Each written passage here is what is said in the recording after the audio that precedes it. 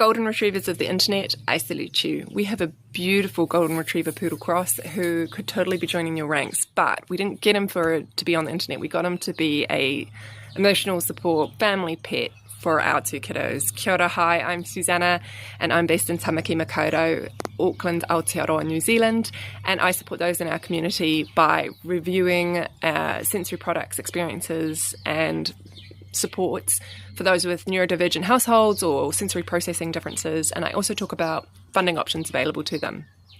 So last week I did this video and I wanted to look at some of those things in more detail. So we talked about pet cuddles versus mum hugs as sleep aids for my chalk and cheese neurodivergent sleep needs for our kiddos.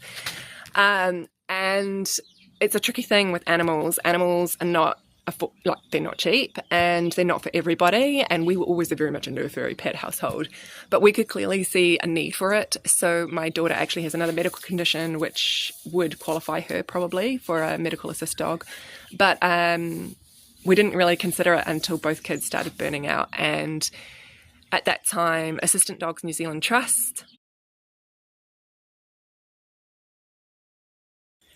the trust had closed its wait list, and especially during COVID and everything. And since then, there's been fluctuations in when it opens and closes.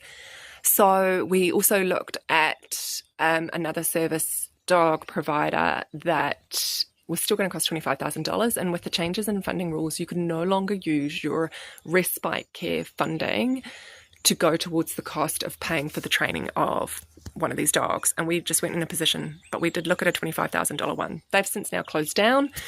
So we looked at, so we thought, come on, what's more affordable? And there was a Therapy Dogs New Zealand service where dogs are about $7,000 to $8,000. And the training took less time because they weren't all access certified dogs. They were therapy dogs, so very well trained puppies that were probably a little bit more clued in, a bit more obedient. However, again, because of the change in the funding rules and because of all sorts of things, while we were on the waiting list, they ended up shutting down because they couldn't financially remain stable.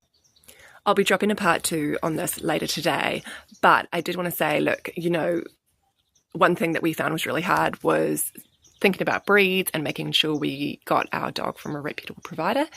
And they're still really expensive and you can't use funding for that. And you have to think about ongoing costs as well.